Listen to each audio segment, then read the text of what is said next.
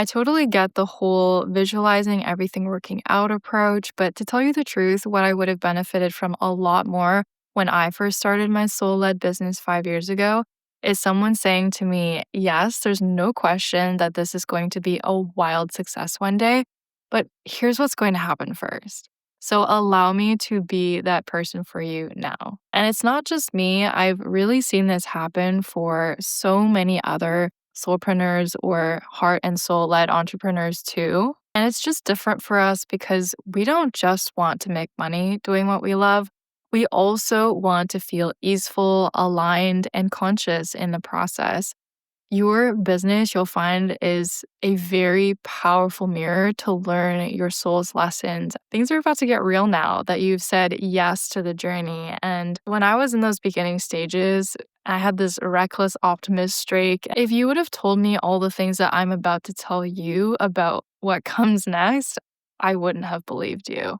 So I'm definitely in your corner rooting for your success, and I'm not going to sugarcoat the hard stuff. Because the best part is all of these things are solvable, if not preventable altogether. And even if you find yourself in one of these situations now, that's part of the journey. And hopefully something in this video will help you feel more at peace with where you're at or to help give you some insight to navigate through those parts. So if you're just joining us here, this is actually the second video in a series where I'm sharing advice that I would have given to the 4 different versions of me that emerged through my soul calling journey, starting with the bright-eyed first timer, which was our last video. Today is the overnight success seeker. And then we've also got the heartbroken dreamer and the renewed creative spirit coming up. So make sure to subscribe if you haven't already so you can follow along with this deep dive. So what we're going to be diving into today is the point in the journey where you've already made the initial jump into a new journey or you're about to, and you have all of this opportunity at your fingertips to make real progress in your chosen path. So this overnight success seeker phase is characterized by, again, this ambitious energy, similar to the bright-eyed first-timer energy, just carrying forward. And it's really helpful for short pushes where you can get a lot of things done in a short period of time. And it's a very results-driven phase where there's naturally just a very high possibility for breakthrough, and you're just kind of like testing to see where the opportunity is so you can line it up and just break right through there. So it's a real testing phase, and it gives you a lot of feedback about what's working and what's not. And this is also where passion can really make up for a lack of endurance or preparation planning, at least for a little while. And because this is a major building phase, you're going to learn so much. This is probably one of the most powerful and reflective periods that you can go through, where your business is actually teaching you about what you're building and how to build it. So there's a lot of themes around volatility, like moving through ups and downs. You're going to find out a lot about your endurance, and you'll also discover the role of timing and patience when you learn what the appropriate times are to pivot and make small tweaks or when to just sit back and do nothing. And this phase is also fully going to expose your expectations, expose your perceptions of what success and accomplishment really means to you in terms of like how much and how quickly you can get done. And as you move into a more grounded and more embodied place in your productivity level. And then on an emotional level, there's a lot of sort of learning and reflection about self-worth and how your worth isn't tied to your success. If you're somebody who expects a lot out of yourself, you'll also likely deal with that feeling of emptiness and that void when you are chasing validation and you finally reach this next milestone. You get there, and as soon as you get there, you're just like, is this it? Now what? And as well as dealing with comparison too, just learning to stay in your lane and not compare yourself to other people. So those are some of the, I would say, some of the more defining characteristics of the phase of the overnight success seeker. And there's a lot of sage advice that I would give to this version of myself. So let's get into that. If there's one thing that has repeatedly come up for me in my journey and that I just harp on now, is to slow down. And like, I don't think this is something that most people who are just revving with passion right now are going to want to hear. But truly, it's just like urgency is a true, I hesitate to call it a self-sabotage mechanism because it has some benefits to it, as all protections do, but ultimately, it's not an easeful place to be building a business from. And I talk about this inside the 3 Secrets to Embodied Breakthroughs training, and I'll link that in the description below for you to listen to. But rushing to completion, trying to like hit on success right after a big transition can be such a really misleading way to go about a change. And I say this as someone who went cold turkey and like made an almost instantaneous shift over into a different life, a different business almost overnight with this mindset that I had been taught by others that you just have to commit fully to something. It's sort of almost like the reward mindset of, oh, if I take the leap, if I conquer my fears, then everything's just going to work out for me. And so from that experience, my advice now is don't go cold turkey if you can avoid it. So if you don't know, I cliff jumped into my full-time online business within the span of maybe 3 weeks. It wasn't a cold turkey jump in the sense that I had zero reason to jump and zero preparation to do so. Like I had been testing it all year in practice to see if these principles I could teach hands off for healing and if they would work as effectively, if not better, than what I was doing in person. I basically made my in-person sessions obsolete because people were able to heal these physical problems without me even touching them. And all I had to do was guide them in the right ways. And so I had this like light bulb insight and moment. I was just like, oh my gosh, what am I doing? Like, giving away my time and my energy on this in-person way when I could be scaling and helping so many more people. And so that was kind of how it all started for me. But the transition was so abrupt that literally I remember the day after I decided to close down my in-person business. I went into my office space to collect some things.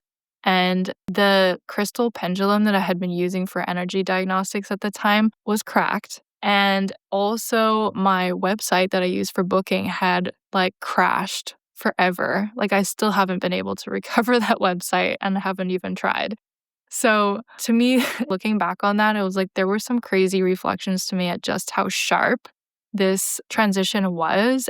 I didn't realize at the time, but it was actually foreshadowing some of the very big challenges that I was going to be facing because I just made that leap so fast and was convinced that like fast transitions are better.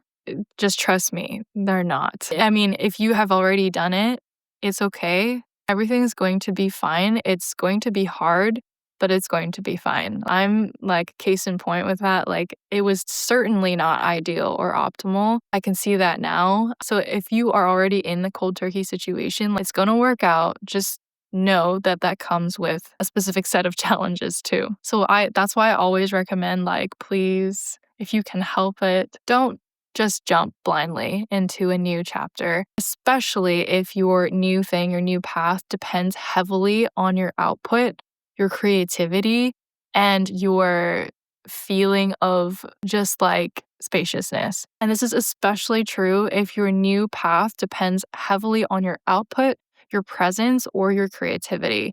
And I think a lot of us soulpreneurs do depend on these factors. Like say if you're planning on going online and you need to show up to create content, you need to generate ideas, you need to have the energy to like keep going even when in the background you're stressed the heck out.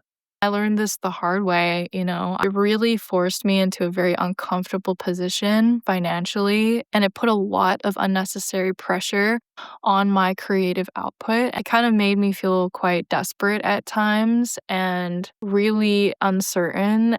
Looking back on my path, for me, it needed to happen that way because I was still very, I guess, addicted to the struggle. And so now having gone through that and having matured a lot more after going through that, I can honestly say that that's no longer how I approach things, especially with this new chapter that's unfolding for me now. I am definitely not cold turkeying it. I'm being pretty methodical and giving myself a lot of time and space to create because it's a fully creative endeavor. So I can't really describe the way that stress saps your creativity, but when you're creating out of a place of survival versus just pure joy and love, and you can tell yourself that I'm doing this for the service of others, and like yes you are, and at the same time if you have in the background the weight of your entire like well-being on your back, that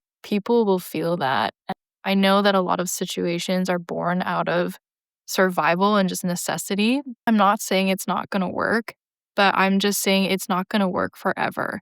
And you wouldn't want it to be that way forever anyway. Just if you've ever been through like a really stressful situation like that where you had to make ends meet while birthing something new, like you'll know exactly what I'm talking about. Just wanted to put an honest disclaimer on transitioning, and in that slow transitions can give you the space that your nervous system and your body and your mind and your energy, time, and to integrate all of the changes, because it's really a lot.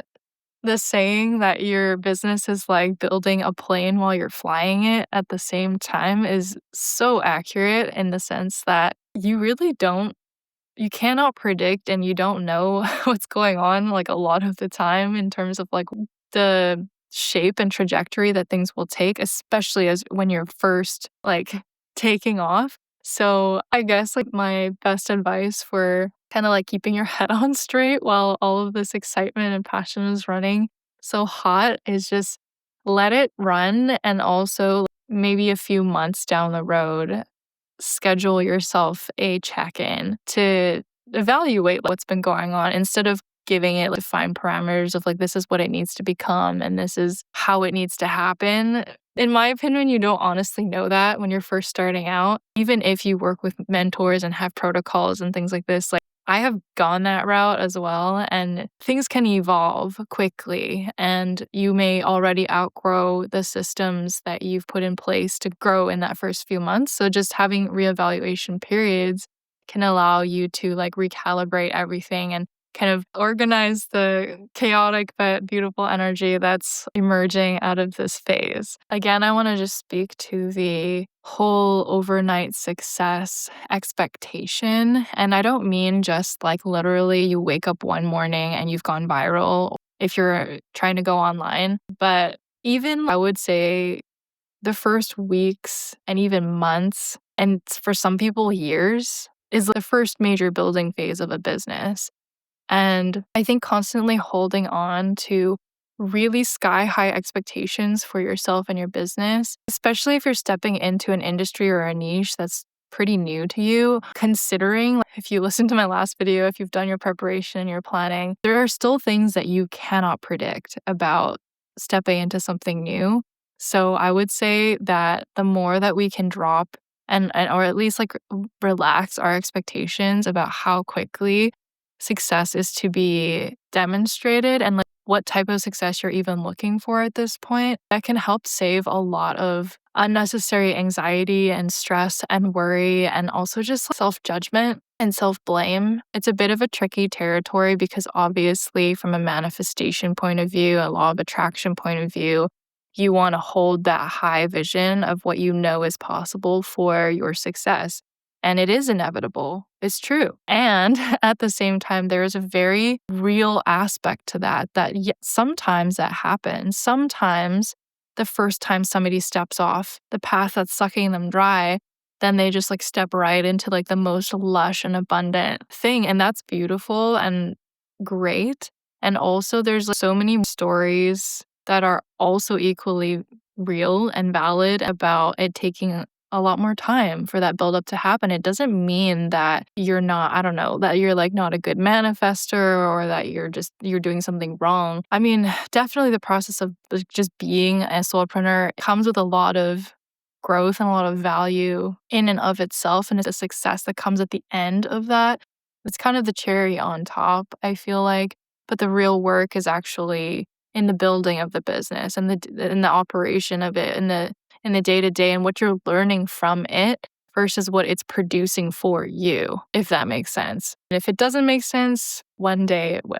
I've been in the position of chasing overnight success in the sense that I was in a rush to grow my following. I was in a rush to have a lot of financial success, just like very performative metrics based things, even though I was also like, the base intention is to serve and to bring this spiritual wisdom to people for healing that I feel like is very valuable. And I haven't seen anybody talk about these things. And so there was very much this spiritual and service based element to the vision. But at the same time, it brought up all of my previous patterns and tendencies around perfectionism, around self-worth, around external validation, just like how relationships are a really powerful mirror. Business is, I would argue, an even more powerful mirror because it's like your lifeline in a way. If you're full-time in it, it becomes your supply. It's a very different relationship with your business than with a person, obviously, but it still mirrors an intense amount of growth back to you if you allow it to. And chasing overnight success for me has led me to burnout. It's led me to experiencing overwhelm, just feeling not good enough when objectively everything that I was doing was like spectacular in the very short amount of time that it all happened. I think one thing too that can be challenging in this phase is separating yourself from the people who inspired you but are maybe a few years down the road. Like the people who are sharing advice with you, like me in this video, being discerning about comparing your day 1 or your day 100 to someone else's like day 500. It's just going to lead to a lot of unnecessary self-doubt. And especially in the creative industry, I think it's the number one reason why people feel stuck creatively, because they see what everybody else is creating and doing. And even if they're not conscious of it, there's this comparison going on in the background. And it can get really convoluted with the whole process of like, taking in inspiration. And yes, you should do that. And yes, it's great to collaborate and allow other people to inspire you, but also I think it's kind of a fine line in the beginning if you're just starting out and you're feeling a little like wobbly inside, to look out and see someone else's way of doing things, their practices, their protocols, their success, and be like, oh, I should be adopting some of that. And later down in the road, especially if you're a creative, maybe you'll realize what I've realized, which is that the further in you get, the more it's about actually refining your own unique way of doing things. And that this can actually happen really early on. I remember being about a year in to the online business, having followed the traditional ways of doing things that got other people success. And then I realized it kind of stopped working for me. I then had to outgrow that and find my own way of doing things, which is still ongoing. Like I don't have it all figured out. And I think that's part of the process of being a creative entrepreneur, especially, is that you're constantly growing and outgrowing yourself. Another thing that I realized looking back on the major building phase is that I thought I needed a million different things in a full suite of offerings in order to like have a real business or to be able to make money doing the thing that I wanted to do. But you actually just need one thing. You just need one thing and keep pouring into that and growing that one thing until either you're satisfied with it or you get led into doing something else or you just don't want to do this anymore. And giving each thing time to grow, I think, is really important, instead of literally throwing spaghetti at the wall and seeing what sticks and trying to create a million different things all right in the beginning, when actually your energy and your time might be better served just focusing on one thing that you really are called to. Some ideas are naturally just going to take off and others are not. And it's not personal. It's just because this is a testing phase where you're figuring out what your business really is. And I know it's kind of funny to say that. Of course, you have an idea. Well, maybe you don't have an idea, but I think most people have an idea of what they want to do and the direction that they want to move in. But things like niching down, I don't know if I agree fully with all of the things that are being taught in this domain. And just in my personal experience, it helped in the beginning. You're still figuring out how you want to position yourself. You're still figuring out who you're really serving, how to serve them better, how to align what you're creating with what you actually want to be creating. That's another big thing. That could be like a whole nother video on its own. I think one of the biggest pieces of advice that I have for the building phase of the journey is to learn how to stay grounded through sometimes extreme discomfort. And it's not just the people who do the cold turkey jump. It's going to be anybody who's in business because business stretches you. It's going to put you in some unfamiliar circumstances, and it happens regularly. I found that soul-led business pretty much puts you into 3 variations of core abilities that can basically make or break the business. And those 3 skills are move, rest, and respond. So that's basically move when it's time to move without overdoing it, rest, meaning lean back and surrender without intervening in something too early or without waiting for too long. And then respond is just making grounded and intuitive decisions based on the signals that you're being given. And of course, to trust them too. And these 3 things will happen over and over again. This is a skill that you're going to be building for your entire journey as a business owner and also just in life. It really just mirrors the way that we move in life too. Moving, resting, and responding are skills that need to be practiced and developed. And the way that I learned how to do that was through somatic regulation. And I took the exact self-regulation skills and somatic practices that have allowed me to fully trust each decision and feel at peace at any phase of the journey. And I put them into 2 different digital resources for you. And those are the Safe to Be You authenticity practices and the Embodied Worth course. So the Safe to Be You authenticity practices have 2 practices in there where you just listen to them and follow along with the guided practices. And the Embodied Worth course has 12 practices that are custom tailored to aspects of building self-worth that are very commonly experienced by anyone who's on the soulpreneur journey. So I'll link those in the description box as well. And I would say just overall, go easy on yourself. If you were to step back and think about all the things that you're doing at this point, you're breaking out of the hustle and grind matrix.